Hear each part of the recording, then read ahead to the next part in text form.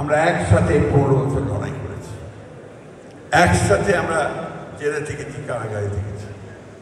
আমাদের নেত্রী দেশনেত্রী বেগম খালেদা জিয়া 6 বছর অন্তরীণ ছিলেন।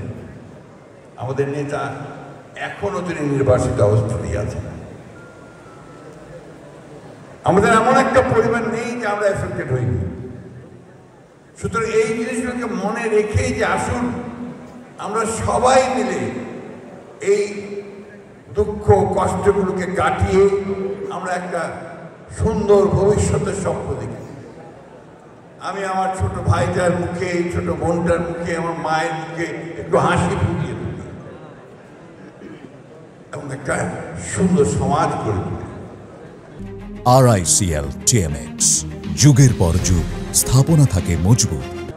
এটা না হলে আমাদের এত চেষ্টা, এত পরিশ্রম, এত রক্তপাত সবকিছু ব্যর্থ হয়ে যাবে।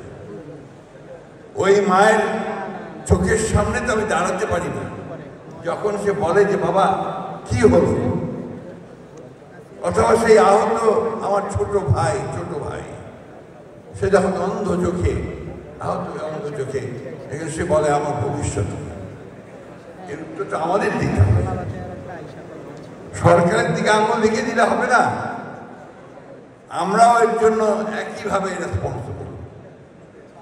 তো আমাদেরকেও ওই কাজটা করার জন্য এখন থেকে তৈরি হতে হবে।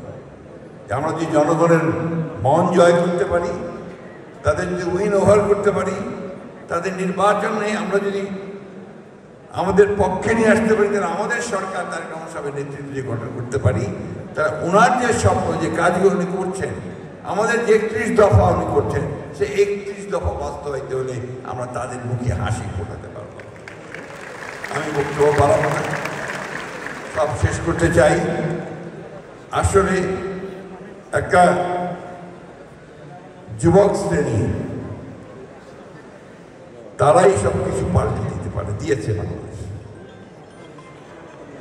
হাসিনার মতো ফ্যাসিস্টকে তারা তাড়িয়ে দিয়েছে।